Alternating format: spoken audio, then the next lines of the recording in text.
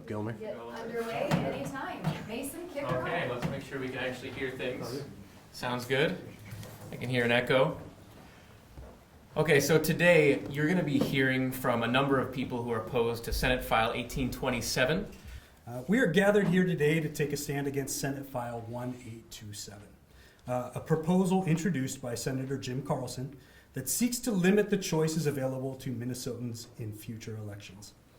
If passed, this bill would double the qualification threshold to achieve major party status, effectively restricting the electoral process and monopolizing the distribution of public funds for respective candidates. This will further exacerbate the partisan divide that we are currently witnessing.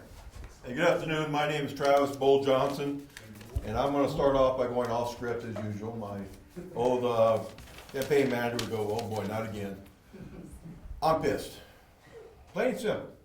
So there was a hearing scheduled right after this press conference, but it has been pushed back for the second time at the last minute. It's unfortunate.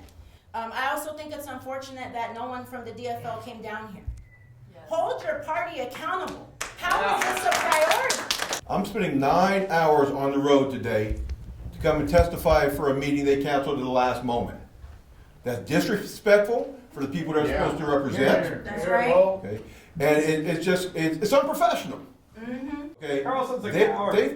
Exactly. I mean, I'll say right now, hey, Carlson, you're yellow. Come out here, face us, hear what we have to say. You're going to do whatever your masters tell you to do anyway, but at least hear our opinion. The Minnesota definition of major party is significant because major parties automatically get their candidates on the ballot. They just have to pay a small fee. But everybody else has to collect signatures. The politicians in the Senate are no longer the underdogs fighting to get their voices heard. They are the authority hell-bent on silencing dissenters. Democrats and Republicans are trying to silence all opposition so they're never held accountable and they never have to listen.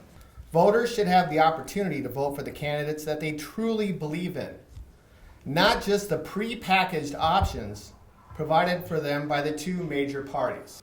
Conversely, I hear Republicans speak about the idea that we have a constitutional democracy structured in such a way that the voice of the minority will not be silenced.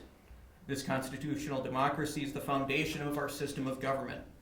It is what the Founding Fathers envisioned. Yet this bill will accomplish the silencing of the minority. Minority voices will not have a seat at the table of this constitutional republic if this bill stands as written.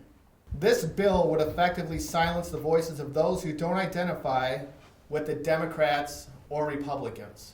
And on an additional note, those involved in the movement to end slavery, a woman's right to vote, the passage of civil rights, the anti-war movement, the fight for marriage equality, and cannabis legalization have all been either ideologically, philosophically, or politically libertarian. This is supposed to be a democracy, but time and again the process is favored over the vocal citizens. Politics is akin to politeness. We are sharing and partaking in abundance, civilly. There is enough for everyone, so we should all be welcome to the table.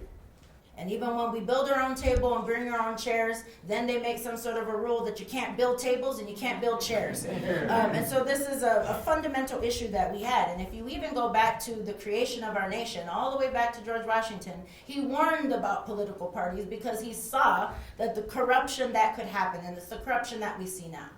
We know that we don't agree on all of the issues, but we do have enough common sense to be able to find the common threads. This is not over. We will continue to hold you accountable. We will continue to show up. We will continue to disrupt your meetings. We will continue to show up in community meetings, and we will continue to build power that is by the people and for the people.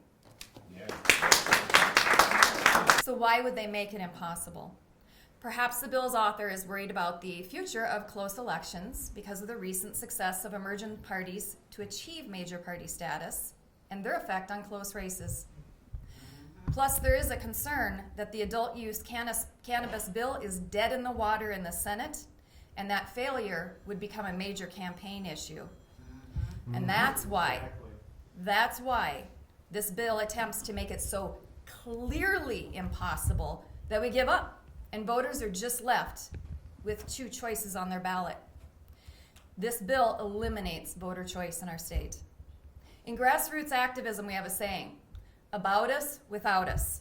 And that means lawmakers should not create laws without specific groups of people working directly to help draft those laws.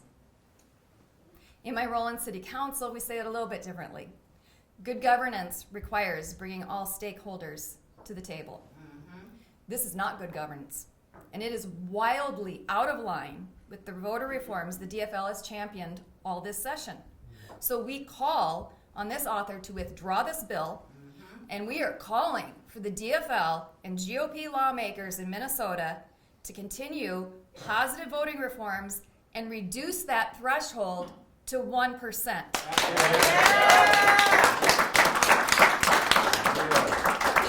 So thank you all very much. All right.